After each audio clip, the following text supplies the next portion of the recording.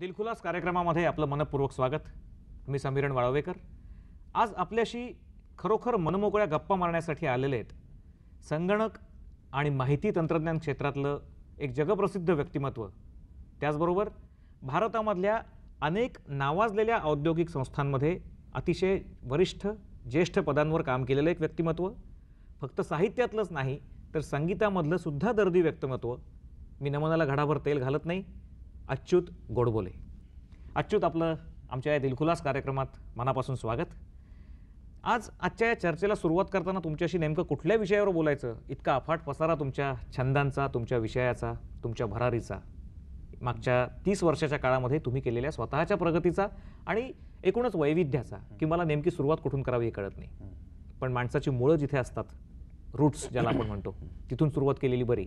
म्हणून मी तुमच्या कॉलेजपर्यंतचा प्रवास तुमचा ज्या ठिकाणाहून गेला त्या तुमच्या जन्मगावाहून सोलापूरपासून सुरुवात करतो. अगदी थोडक्यात तुम्ही तुमच्या सोलापूरच्या सुरुवातीच्या वातावरणाविषयी काही सांगू शकाल? आमचं घरचं वातावरण जे होतं ते अतिशय चांगल्या तऱ्हेने, म्हणजे फक्त तू आपला इंजिनियर हो, डॉक्टर हो अशा तऱ्हेने माझ्यावर कधीच दडपण आलं नाही. आणि ह्याच्या उलटं असं की साहित्य, कला, कविता, संगीत या सगळ्याचं प्रेम असलं पाहिजे. माणसाने आयुष्यात एकांगी बनू नये अशा तऱ्हेने माझ्यावर संस्कार झाले. आणि ते संस्कार होण्याकरता आमच्या घरी श्रीराम पुजारी सर येत असत, किंवा माझी बहीण सुलभा पिशवीकर, ती उत्कृष्ट गाते, आणि त्या सगळ्यांचे माझ्यावर संस्कार झाले. त्यामुळे आमच्याकडे बरेच कवी मंडळी वगैरे यायची, गाणाऱ्यांचे माझे बरेच संबंध आले. पण मुख्यत्वे करून म्हणजे की आयुष्यामध्ये फक्त काहीतरी एक इंजिनियर बनायचं, 9 ते 5 कुठेतरी नोकरी कर आणि काहीतरी पैसे मिळव, अशा तऱ्हेचे संस्कारच माझ्यावर झाले नाही. आणि मला असं वाटतं की त्याचा मला पुढे फार फायदा झाला. म्हणजे डिकन्स म्हणा किंवा लॉरेन्स म्हणा, हे इंग्लिश किंवा हेमिंग्वे म्हणा, ही मंडळी SCCत असताना, परीक्षेत नसताना सुद्धा मी त्यावेळी वाचत असे. पण तुमच्या आयुष्यातले जे काही टर्निंग पॉईंट्स आपण काही बघायचे ठरवले, तर त्यातला तुम्ही केमिकल इंजिनियर होणं, IITमध्ये तुम्ही असणं, हा एक महत्त्वाचा टप्पा मानावा लागतो. या टप्प्याविषयी काही सांगाल? मी IIT जेव्हा गेलो तेव्हा मी खरं म्हणजे युनिव्हर्सिटीत पहिला आलो होतो. आणि युनिव्हर्सिटीत पहिला आल्यानंतर त्यावेळी IITला ॲडमिशन डायरेक्टली मिळायची. सोलापूरला मला सांगितलंच नाही कोणी. आणि आम्ही सोलापूरचं गाव म्हणजे साधारण खेडच, म्हणजे मुंबईतल्यासारखं अशी स्पर्धा आणि काही स्मार्ट वगैरे असे आम्ही नसल्यामुळे हे माहीतच नव्हतं. IITच्या एंट्रन्सला आम्ही बसलो, मग IITमध्ये शिरलो आणि पहिली 3 वर्ष चांगल्यापैकी मार्क वगैरे मिळत होते. पण नंतर आमचा मात्र त्या अभ्यासाकडे पूर्ण दुर्लक्षच व्हायला लागलं. कारण आमचा एक ग्रुप फॉर्म झाला होता. IIT, TIFR आणि BARC अशा मधल्या काही लोकांचा एक ग्रुप फॉर्म झाला. सगळे असे टोटली स्कॉलर्स होते. आणि त्या सगळ्यांचं म्हणजे एका बाजूला संगीत होतं, एका बाजूला साहित्य होतं, एका बाजूला इकॉनॉमिक्स होतं. भारतात दारिद्र्य काय आहे, भारतात बेकारी काय आहे, ह्याचा आपल्याशी कुठेतरी एक संबंध आहे. नुसतं आपलं इंजिनियर व्हायचं, पैसे मिळवायचे आणि अमेरिकेला जायचं, हे जे सगळं वेड आहे हे आम्हाला कधीच नव्हतं. त्यामुळे काहीतरी वेगळं करायचं अशाने आम्ही झपाटलेली मंडळी तिथे होतो. आणि रात्रंदिवस चर्चा करायचो. आणि रात्री बेरात्री गाणी ऐकायचो, रात्री बेरात्री फिलॉसॉफीवर चर्चा, बर्ट्रंड रसेलवरती चर्चा, विटगेन्स्टीनवरती चर्चा, लिंग्विस्ट, सगळ्या फिलॉसॉफिकल जे प्रवाह होते त्यांच्याविषयी सगळ्या चर्चा चालायच्या आमच्या. आणि त्यातून आम्हाला शेवटी मात्र असं वाटायला लागलं की सगळीच मंडळी नोकऱ्या करतात, अमेरिकेला जातात वगैरे, IITतली बरीच मंडळी तिकडे जायची. तर तसं न करता आपण काहीतरी केलं पाहिजे. IITच्या नंतरच्या काळामधल्या अनेक आश्चर्यकारक आणि अपेक्षित अशा नेहमीसारख्या योजना सोडून तुम्ही आदिवासींसारख्या क्षेत्रामध्ये अतिशय अनपेक्षितपणे गेलात. मनात आणलं असतं तर तुम्ही एका वैभवशाली दुनियेत जाऊ शकला असतात. पण त्या आदिवासींमध्ये जाऊन काम करण्याचा त्याच्या मागे एक नेमकं कारण काय होतं? नाही, त्यावेळेला आम्ही झपाटलेलो होतो. त्यावेळेला आमच्या ग्रुपमध्ये असं वाटायचं की आपण जाऊन काहीतरी आता तिथे क्रांतिकारक बदल आपण घडू शकू. आणि आमचं म्हणजे गांधीवाद आणि डावी विचारसरणी ह्याच्या दोन्हीच्या कडेकडेने अशी चाललेली एक चळवळ होती त्या ठिकाणी. आणि सर्वोदयाच्याशी आम्ही संलग्न होतो, डाव्या चळवळीशी आमचा संबंध होता. पण त्यावेळेला त्यात रोमॅन्टिसिझम होता असं म्हणायला काही हरकत नाही. मला अच्युत थोडंसं मध्ये मी तुम्हाला थांबून परत एकदा विचारतो. तुमच्या एका पुस्तकात तुम्ही असं म्हटलेलं आहे, जो एक सदर तुम्ही चालवत होतात लोकसत्तेमध्ये, आणि व्यवस्थापनावरचं एक फार चांगलं पुस्तक ते मानलं जातं, बोर्डरूम. त्या बोर्डरूममध्ये तुम्ही असं म्हटलेलं आहे की तुमच्या आयुष्याच्या वेगवेगळ्या टप्प्यांवर जे अनुभव आले त्यात तुमच्या या आदिवासींशी आलेल्या संपर्कामध्ये सुद्धा तुम्हाला एक वेगळं व्यवस्थापन किंवा एक लिडरशिप आणि एक वेगळा अनुभव आला. तर त्याच्याविषयी काही सांगाल? मला आठवत आहे एक अंबरसिंग महाराज नावाचे एक एक आदिवासी नेता होता आणि त्यांची मी भाषणं ऐकलेली आहेत. आणि एक सांगतो की त्यांची भाषणं ऐकताना असे शेकडो हजारो आदिवासी अतिशय ज्याला म्हणजे रोमांचकारी अशा तऱ्हेने ती सगळी भाषणं असत आणि त्यांच्याकडे चकितून बघत असत. म्हणजे एका त्या माणसामध्ये जेवढी शक्ती होती त्या सगळ्या त्यांनी असं म्हणलं असं की सगळ्या आदिवासींना आता उठून चालायला लागा आणि इथे इथे आपण मोर्चा वळवूया की हजारो माणसं उठून चालायला लागली असती. ही जी लिडरशिप हा जो काही प्रकार आहे तो मला अतिशय जवळनं बघायला मिळाला. आणि माणसं कशामुळे एका ठराविक विचारसरणीकडे येतात, माणसं ठराविक तऱ्हेने का वागतात हे मला खूप जवळनं त्यावेळेला बघता आलं. आणि आपण कुठेच नाहीत त्या मानाने हे सारखं मला जाणवत गेलं. तुमच्या या पुढच्या प्रवासाबद्दल, तुम्ही आश्चर्यकारकरित्या घडून आणलेल्या बदलांबद्दल आणि त्या मागच्या तुमच्या विचारांबद्दल आपण बोलणार आहोत. पण त्याच्या आधी आपण घेऊयात, मी समीरण वाळवेकर आज आपल्याबरोबर बोलण्यासाठी आलेत माहिती आणि तंत्रज्ञान क्षेत्रातले आंतरराष्ट्रीय कीर्तीचे तज्ज्ञ अच्युत गोडबोले. या संगणक क्षेत्रातल्या संगणक या प्रकाराची ओळख तुमच्या आयुष्यात कशी झाली आणि त्यात तुम्ही या व्यवसायात कसे ओढले गेलात? मला अगदी सुरुवातीला मी IBM मध्ये लागलो आणि IBM मध्ये त्याने ऑल इंडिया टेस्ट घेतली आणि ऑल इंडिया टेस्टमध्ये मी मला वाटतं बराच वरच्या क्रमांकामध्ये आलो होतो आणि त्यामुळे मी IBM मध्ये शिरलो. आणि IBM मध्ये शिरल्यानंतर मात्र माझा कम्प्युटरचा प्रवास चालू झाला. मग मला IBM मध्ये 3 बक्षिसं मिळाली. त्यानंतर मी हिंदुस्तान लिव्हरमध्ये होतो. मग मी इंग्लंडमध्ये जाऊन एक ERP आजकाल ज्याला म्हणतात ते पॅकेज एक डिझाईन केलं. मग भारतात येऊन ते पूर्णपणे घडवलं आणि मग जर्मनी, इंग्लंड आणि हॉलंड या 3 देशात मी इम्प्लिमेंट केलं. आणि त्यानंतर मग त्या कंपन्या घडवण्यामध्ये माझा एक हातभार लागला. पण हे जे असं म्हटलं जातं की मी खूप मोठ्या कंपन्या घडवलेल्या आहेत, पण ते एकाचं काम नव्हे. मला स्वतःला जे वाटतं ते म्हणजे असं की ते टीमवर्क आहे आणि ते अनेक लोकांनी मिळून केलेलं आहे. त्यामध्ये फक्त त्याला एक दिशा देणं किंवा महत्त्वाची माणसं बरोबर निवडणं, त्या माणसांना डेलिगेट करणं की त्यांच्यावर काम सोपवणं आणि त्यांच्यावर विश्वास दाखवणं, त्यांना ज्याला मोटिवेशन म्हणतात ते देणं, हे माझ्या मते अतिशय महत्त्वाचं काम आहे असं मी समजतो. ते मात्र मला बऱ्यापैकी जमलं. पण प्रत्यक्ष जे झालं ते मी एकट्याने केलं असं म्हणणं मात्र चूक आहे. अच्युत, तुम्हाला थोडासा एक वेगळा प्रश्न विचारायचा, तुम्हाला ऑफबीट वाटेल. ज्या काळातलं जीवन तुम्ही तुमच्या कॉलेजमध्ये ज्या पद्धतीचं जीवन जगलेलं होतात, ज्याला आपण एक बंडखोर, आक्रमक किंवा ज्या पद्धतीने जगावंसं वाटलं त्या पद्धतीने जगणारे असे तुम्ही होतात. आणि तुम्ही आज राष्ट्रीय आंतरराष्ट्रीय स्तरावर माणसांच्या मनांशी, त्यांच्या व्यवस्थापनाशी तुम्ही खेळलात म्हणण्यापेक्षा त्यांना घडवलंत. तर हे करताना तुम्हाला माणसांच्या मानसिकतेचा शोध कसा लागत गेला? म्हणजे या दोन्ही अगदी वेगळ्या गोष्टी आहेत. कारण तुमची बंडखोरी तुम्हीच गप्पा मारताना एकदा सांगितले, तुम्ही किती टोकापर्यंत बंडखोर होतात, आयुष्यातले किती टोकाचे अनुभव तुम्ही घेतलेत. ह्या 2 कॉन्ट्रास्टबद्दल तुम्ही काय म्हणाल? नाही, तो हा खरं कॉन्ट्रास्ट नाही आहे. म्हणजे एका तऱ्हेने आयडिओलॉजिकली जर का विचार केला तर कॉन्ट्रास्ट आहे की बाबा तुम्ही समाजावर विश्वास ठेवता की नाही आणि आज ठेवताय की नाही, त्यावेळी ठेवत होतात का आणि आज ठेवताय की नाही, हा एक कॉन्ट्रास्ट होऊ शकेल. पण प्रत्यक्ष तुम्ही कुठल्या ना कुठल्या तरी त्याने काहीतरी क्रिएट करत असता आणि तुम्ही जेव्हा क्रिएट करत असता ते तुम्ही लिखाणात नसेल, चळवळीत नसेल, तुम्ही एखाद्या संगीताच्या विषयी काहीतरी लिहित असाल किंवा एखादी कंपनीमध्ये काम करत असाल, तर तुम्ही शेवटी माणसांच्या बरोबर काम करत असता आणि तुम्ही काहीतरी क्रिएट करत असता. ती एक प्रक्रिया एक कॉमनच असते. त्यामुळे मला त्यात विरोधाभास अशा तऱ्हेने काही दिसत नाही. जेव्हा मोठ्या कंपन्यांमध्ये मी जेव्हा काम करत असतो तेव्हा मला लोकांना समजावून घेणं हे फार महत्त्वाचं वाटतं. म्हणजे मला नेहमी जे वाटलेलं आहे की लोकांमध्ये मिसळणं, अगदी तळागाळातल्या लोकांपर्यंत जाऊन पोचणं, त्याच्या मानसिकता समजावून घेणं, हे मी जे ते पूर्वी करत असे ते मला इथे उपयोगी पडलं. कारण मी माणसांमध्ये आज मी जिथे काम करतो तिथे चपराशापासून ते व्हाईस प्रेसिडेंटपर्यंत प्रत्येक माणसाला मी मान देतो. आपल्याकडच्या कंपन्यांमध्ये याविषयीचा नक्की काय व्ह्यू आहे आणि त्यात काय कमी पडतं असं तुम्हाला नेहमी वाटतं? तुम्ही आता IBM पासून, इथल्या सुद्धा पटनी कॉम्प्युटर्स पासून ते अगदी आत्ता जिथे तुम्ही काम करता आहात अपार टेक्नॉलॉजीज त्या कंपनीपर्यंत, तुम्हाला इतर सगळ्या कंपन्यांचं असं नेमकं काय वाटतं की मानवी व्यवस्थापन करताना आपल्याकडच्या कंपन्यांमध्ये नेमकं काय कमी पडत असावं? मला असं वाटतं आपल्याकडल्या म्हणजे भारतातल्या कंपन्या मला असं वाटतं आपली झेप फार कमी आहे. मी नेहमी म्हणतो की सॉफ्टवेअर कंपनीजमध्ये आपण प्रॉडक्ट्स करायला कधीच धजावलं नाही. मी असं म्हणेन की सुरुवातीला जेव्हा आपल्या कंपन्यांनी जेव्हा IT चालू केलं तेव्हा ज्याला ऑन साईट सर्व्हिसेसनी आपण चालू केलं त्यावेळी आपल्याकडे पैसे नव्हते. अगदी टाटापासून सगळ्या कंपन्यांकडे पैसे नव्हते वगैरे सगळं मला मान्य आहे. पण जेव्हा जम बसला, आज कंपन्या भल्या मोठ्या झालेल्या आहेत, हजारोनी माणसं आहेत, तुमच्याकडे अनेक कोट्यावधी रुपयांची तुमची उलाढाल आहे, नफा आहे. आता तुम्हाला अमेरिकेत जाऊन मोठी कंपनी काढून तिथे लोकांना नेमून तिथे प्रॉडक्ट्स तयार करून जगभर जिथे चालतील, जसं लोटस आहेत किंवा मायक्रोसॉफ्टचे प्रॉडक्ट्स आहेत किंवा ओरॅकल आहे, अशा तऱ्हेचे प्रॉडक्ट्स भारतीय लोकांनी, भारतीय कंपन्यांनी जाऊन आपण जगभर जर का त्याची विक्री केली तर आपलं मात्र नाव नक्की होऊ शकेल आणि भारत हा IT सुपर पॉवर होऊ शकेल असं मला नेहमी वाटतं. पण ते आपण केलं नाही, कारण आपल्याला टिमिड वृत्ती आहे. म्हणजे अजून आता मात्र ही टिमिड वृत्ती मला मुळीच मान्य नाही. एकीकडे मला असं वाटतं की ठीक आहे, पण आता ते करणं अगदीच चूक आहे. हा एक भाग. दुसरा भाग असा की आपण आपल्याकडलं जे काही व्यवस्थापन सध्या जे चाललेलं आहे किंवा सर्व अर्थव्यवस्था जरी म्हटली तरी चालेल, ती सगळी अमेरिकेचं लांगुल चालन चाललेलं आहे असं मला वाटतं. तिथे हायर अँड फायर म्हणलं की इथे हायर अँड फायर.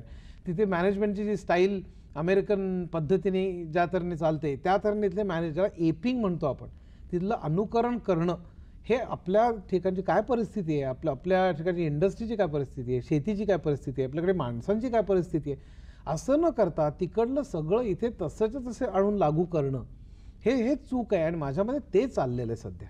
मला तुम्हाला एक फार विचारायचं मनात होतं की हे सगळं शिकल्यानंतर, अनेक ठिकाणी अनुभव घेतल्यानंतर, अनेक परदेशातल्या वाऱ्या केल्यानंतर तुम्हाला कधी अमेरिकेसारख्या एखाद्या संपन्न देशामध्ये तिथेच राहून काही आपलं आणखीन वाढवावं नॉलेज किंवा आणखीन पुढे जावं असं नाही वाटलं?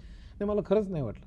मग त्या काळी माझ्या हाताखाली शिकलेले अनेक लोक, म्हणजे ते GRE वगैरे परीक्षा असायच्या, आम्ही हसायचो, कारण त्याकडे आम्ही सगळे असे भयंकर एखाद्या म्हणजे झपाटलेलो होतो. तेव्हा आम्ही सगळे तुच्छतेने बघायचो, हे अमेरिकेला जाण्यात काय विशेष अर्थ आहे. आणि आमच्याकडनं हे अमुक प्रश्नाची उत्तरं कशी द्यायची जरा शिकव रे असं म्हणून लोक GRE पासून अमेरिकेला गेलेले, स्थायिक झालेले माझ्या माहितीचे बरेच लोक आहेत. ते आजही मला वाटतं तुझ्यामुळे आम्ही तिकडे अमेरिकेला गेलो. त्यातल्या एकाची तर साधारण $150 मिलियन म्हणजे 700-800 कोटीची कंपनी आहे. पण आम्हाला कधीच वाटलं नाही तसं. म्हणजे मला आत्तापर्यंत बरेच चान्सेस आले, अनेक लोकांनी ग्रीन कार्ड तुझं अप्लाय करतो अमेरिकेला ये म्हणून म्हटलं, आजही आहेत. पण मला आत्तापर्यंत कधीच वाटलं नाही. मला नेहमी असं वाटतं की आपण इथनं अमेरिकेला जे लोक जातात, तुम्ही समजा मोठा काहीतरी संशोधन त्यात करणार असाल, म्हणजे खोरान आहे, राज रेड्डी आहेत आर्टिफिशियल इंटेलिजन्सचे, किंवा तिथे जाऊन त्यांच्या छाताडावर नाचून तुम्ही मोठी कंपनी काढणार आहात, काहीतरी मोठा रिसर्च करणार. समजा कॅन्सरचा रिसर्च आहे आणि मला अमेरिकेत जाऊन करायचं आहे, कारण तिथे मी संबंध मानवतेला त्याचा फायदा आहे. मी म्हणेन जा, खुशाल जा, त्यांनी सगळ्या मानवतेचा फायदा होणार आहे. पण तिथे जाऊन काहीतरी प्रोग्रामिंग करत बसायचं, तिथे जाऊन काहीतरी डिझाईन करत बसायचं, मग सेकंड हँड होंडा घ्यायची, मग माझ्याकडे गाडी आहे म्हणायचं, माझ्याकडे घर आहे म्हणायचं, मग भारताकडे तुच्छतेने बघायचं, अमेरिकन ॲक्सेंट करून इथे परत यायचं, एक महिनाभर 2-2 महिने, आणि इथल्या लोकांनी शोबाजी करायची. हे मला अतिशय घाणेरडं वाटलेलं आहे. मला असं कधीच करावं असं वाटलं नाही. जे करतात त्यांच्याविषयी मला अतिशय तुच्छता आहे. अच्युत, तुमच्या आवडीनिवडी, तुमचे छंद, तुमचं साहित्याविषयीचं प्रेम, मुळातच एक अभिरुची ज्याला आपण म्हणतो, त्याविषयी आपण बोलणार आहोत. पण त्याच्या आधी आज आपल्याशी बोलण्यासाठी आलेत आंतरराष्ट्रीय कीर्तीचे संगणक आणि माहिती तंत्रज्ञान तज्ज्ञ अच्युत गोडबोले. अच्युत, आपण तुमच्या आयुष्यातल्या बऱ्याच वैविध्यपूर्ण अशा प्रवासाविषयी बोलतो आहोत, परदेशाविषयी बोललो, तुमच्या वैयक्तिक अनुभवांविषयी बोललो. मला एक प्रामाणिकपणे तुम्हाला विचारावंसं वाटतं की तुमचं आयुष्य हे नेमकं काय असावं असं तुम्हाला वाटतं आणि वाटत आलंय, कारण इतक्या वैविध्यपूर्ण अनुभवातून तुम्ही गेलाय. कधी व्यवस्थापन, कधी संगणक, कधी साहित्य, कधी संगीत. ह्यातलं नेमकं तुमचं स्वतःचं असं काय वाटतं? मला स्वतःला जे वाटतं ते असं की साहित्य, संगीत आणि आर्ट्स या मला टेक्नॉलॉजीपेक्षा नेहमीच जास्त मोठे वाटलेले आहेत. माझा कल खरा तिकडे आहे. मी आता टेक्नॉलॉजीवरची माझी बरीच पुस्तकं वगैरे 3-4 पुस्तकं लिहून झाली की मला जे करायचं आहे ते म्हणजे मला गाण्यावरती, रागांवरती एक माझं पुस्तक चालू आहे, ते आता येईलच. पण मुख्य म्हणजे मला खूप वाचायचं आहे. मला वाटतं खूप वाचन राहिलेलं आहे. हे सगळं जपानमध्ये काय रेट आहे, जर्मनीमध्ये काय रेट आहे, ही कंपनी ह्याला कसं हायर करू, ह्या सगळ्या भानगडीमध्ये बरंच जे फायनर एलिमेंट्स जे आहेत ते माझं मागे राहत आहेत असं मला वाटतं. त्याच्यामध्ये मला तुमच्या व्यक्तिगत आयुष्यामधल्या आतून बाहेरून हलवून टाकणाऱ्या अशा एका मुद्द्याबद्दल विचारायचं आहे की ज्याच्याशी तुमच्या सामाजिक जाणीवा फार जवळून निगडीत आहे असं मला वाटतं. तुमच्या वैयक्तिक आयुष्यामध्ये तुमच्या मुलाच्या बाबतीत जे काही घडलं ते आम्हाला जर सांगावंसं वाटलं तर सांगा. मला मी जरूर सांगेन, कारण मला त्याच्यामध्ये काही लाज वाटत नाही. माझ्या मुलाला ऑटिझम नावाचा प्रकार आहे. ऑटिझम ऑटो म्हणजे सेल्फ, म्हणजे ती मुलं स्वतःत गुंतलेली असतात, म्हणजे ती रिटार्डेड नसतात, आणि त्यांची लँग्वेज भयंकर, म्हणजे भाषा त्यांची भयंकर खुंटलेली असते, त्यांची सोशल रिलेशनशिप भयंकर खुंटलेली असते, ती एकमेकांशी हसू शकत नाहीत किंवा एकमेकांशी बोलू शकत नाहीत, संवाद साधू शकत नाहीत. आणि माझ्या मुलाला ऑटिझम जेव्हा झाला, 2.5 वर्षाचा झाला असताना तो आमच्या लक्षात आला. आणि तो लक्षात आल्यानंतर पहिल्यांदा त्याच्यावर उपाय नाही, आजही उपाय नाही. आणि रेन मॅन जर का सिनेमा बघितला असेल तर त्यात ऑटिझम आहे. आणि त्यानंतर मी पहिला एक आठवडा ढसाढसा रडलो. त्यानंतर मग बरीच पुस्तकं वाचली. नंतर लक्षात आलं याच्यावर काही उपाय नाही. मग बरेच प्रयत्न केले, त्याला अमेरिकेला नेलं, इंग्लंडला नेलं, सगळीकडे झालं, पण उपाय नाही म्हणल्यानंतर मात्र मी ताबडतोब ठरवलं की आता ह्याच्यापुढे आपल्याला त्याच्याकरता एक काहीतरी ट्रस्ट निर्माण केला पाहिजे. आणि दुसरं म्हणजे काहीतरी एक स्वतःला घडवलं पाहिजे. हा तुमचा टर्निंग पॉईंटच हा माझा टर्निंग पॉईंट आहे. आणि मला यामध्ये माझ्या बायकोनी प्रचंड, म्हणजे शोभा तिचं नाव, अतिशय मदत केली, म्हणून मी आज इथे उभा राहू शकलेलो आहे. की या तुमच्या मुलाच्या कारणामुळे तुम्ही सामाजिक क्षेत्रामध्ये जे काही करता आहात, जे तुम्हाला कधीही सांगावंसं वाटत नाही, त्याविषयी काही सांगा. नाही, मी त्याचा कधी उदो केलेलंच नाही. एक ऑटिस्टिक स्कूल, म्हणजे ऑटिस्टिक मुलांकरता एक शाळा आम्ही चालवलेली आहे. त्या शाळेकरता पहिल्या वर्षी ज्याला आर्थिक मदत म्हणता येईल ती मी स्वतः दिली. ती शाळा एका घरातनं चालायची. ती शाळा आता अंधेरीला आम्ही शिफ्ट केलेली आहे. आशियाना हे शाळेचं नाव आहे. आणि आता त्या शाळेत 45 मुलं आहेत. ती 45 मुलांची आता 100 करायची, आणि 100 होतील तेव्हा भारतातली ती सगळ्यात मोठी शाळा असेल, हे माझं एक ध्येय आहे. आणि त्यामध्ये रवी मालदे आणि सुहासिनी मालदे हे जे जोडपं आहे त्यांचा तर माझ्यापेक्षा जास्त हातभार आहे सध्या. तेच चालवत आहेत खरं म्हणजे. आणि आम्ही तिघंही ट्रस्टवरती आहोत. आणि अशा तऱ्हेने आम्हाला तिघांना म्हणजे हा एक 100 मुलांचं एक शाळा करायची असा आमचा एक हे आहे सध्या. तुम्ही आयुष्यात देव मानता का? तुम्ही दैववादी आहात का? आणि तुम्ही जर नास्तिक असलात तर त्याची कारणं काय?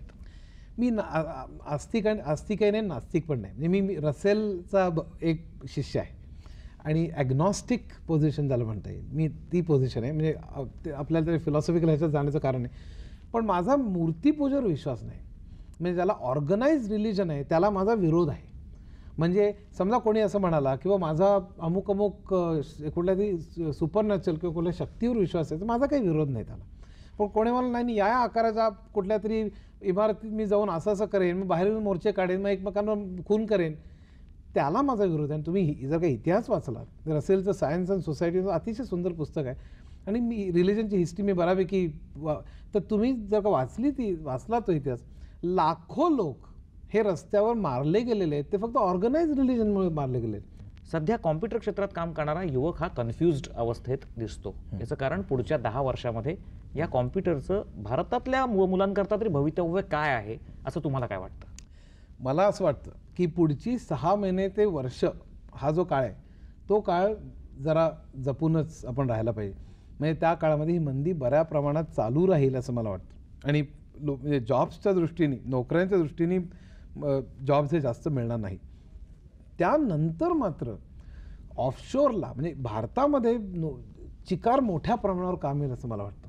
मी गेल्या 4-6 महिन्यापूर्वी मी अमेरिकेत गेलो होतो. त्यावेळेला मी वर्ल्ड बँकेत जाऊन आलो, केमार्ट नावाची कंपनी तिथे डिट्रॉइटमध्ये जाऊन आलो, जनरल मोटर्समध्ये जाऊन आलो, त्या सगळ्यांच्या CIO लोकांना भेटलो मी. आणि प्रत्येकाने सांगितलं की आम्हाला प्रचंड मोठ्या प्रमाणावर भारताला काम द्यायचं आहे. आणि आत्ता सध्या हनीमुनिंग पिरियड चालू आहे. म्हणजे त्यांचं सिलेक्शन कुठल्या कंपनीला द्यायचं, काय द्यायचं वगैरे, ते एकदा झालं की मोठ्या प्रमाणावर काम बदाबदा चालू होईल. आज तुम्ही बघता ओरॅकल काय अनेक कंपन्यांना भारतात काम वाढवायचं आहे. तेव्हा माझ्यामध्ये 6 महिन्याच्या नंतर किती वर्षानंतर भारतामध्ये मोठमोठ्या प्रमाणावर कामं वाढतील. त्यामुळे मला नोकरीचा फार मोठा प्रश्न आहे लोकांना असं वाटत नाही. 5-7 वर्षानंतर मात्र हा माझा कयास आहे. लोक बरेच म्हणतात की चीनची आपल्याला फार भीती नाही आहे. मला असं वाटतं चीनची भीती आहे. आणि त्या आपल्याला आत्ता चर्चा करणं फार हे होईल. पण चीन आपल्याकडे जे प्रोग्रॅमिंगचं काम आहे ते प्रोग्रॅमिंगचं काम चीन नक्कीच करू शकेल. जे हायर लेवलचं काम असतं म्हणजे मॅनेजमेंट कन्सल्टन्सी म्हणू किंवा IT कन्सल्टन्सी म्हणू, त्यांना मोठ्या प्रमाणावर ॲडवाईस देणं ते काम चीनला करता येणं शक्य नाही आहे. पण फक्त प्रोग्रॅमिंगचं जे काम आहे ते नक्कीच चीनला करता येईल. माझ्या मते त्याचा आपल्या नोकऱ्यांवरती 2007 आणि 8 सालापर्यंत खूपच मोठा परिणाम होईल. आणि त्यातनं जर का बाहेर पडायचं असेल तर आपल्याला आपली पर्सनॅलिटी घडवली पाहिजे. आज नेहमी सगळ्या IT मधले लोक आहेत ते काय करतो, प्रोग्रामिंग करतो. आणि प्रोग्रामिंग केल्यानंतर तो बोलू शकत नाही व्यवस्थित, तो उभं राहून भाषण देऊ शकत नाही, तो प्रेझेंटेशन देऊ शकत नाही, त्याला डोमेन नॉलेज नसतं, म्हणजे बँकिंग कसं, इन्शुरन्स कसं चालतं ह्याचं नॉलेज नसतं. त्यामुळे आपली मुलं नेहमी मागे पडतात. ते फक्त प्रोग्रॅमर राहतात. आणि आपण जर का फक्त प्रोग्रॅमिंगचं काम केलं तर 2007-8 सालापर्यंत मात्र आपण फार मागे पडू. तुम्ही तुमच्या आयुष्यामध्ये इतक्या सगळ्या गोष्टी केल्यात, काय करायचं याच्या पुढे असं तुम्हाला जर विचारलं तर 100-150 गोष्टींची यादी तुमच्याकडे तयार असेल. पण नजीकच्या काळात तुम्हाला ताबडतोब करायला आवडतील अशा काय गोष्टी डोक्यात तुम्ही योजून ठेवल्यात? मला एक इकॉनॉमिक्समध्ये PhD करायची, कारण मला ते फार पूर्वीपासून मला एक सतावत आहे. म्हणजे मला कळलं तरी पाहिजे काय चाललंय ते. आणि माझा तसा म्हणजे केन्स आणि post Keynesian monetary theories in Milton Friedman आणि पुढच्या लोकांपर्यंत तसा बऱ्यापैकी वाचन आहे, पण मला ते फॉर्मलाइज करून जरा नीट त्याचा अभ्यास करायचा आहे. दुसरं म्हणजे हे शाळा चालवायची आहे आणि 1-2 मला ट्रस्टसुद्धा निर्माण करायचे आहेत. म्हणजे अनाथ किंवा गरीब मुलांना शिक्षणाकरता किंवा मेडिकल हेल्प करता वगैरे.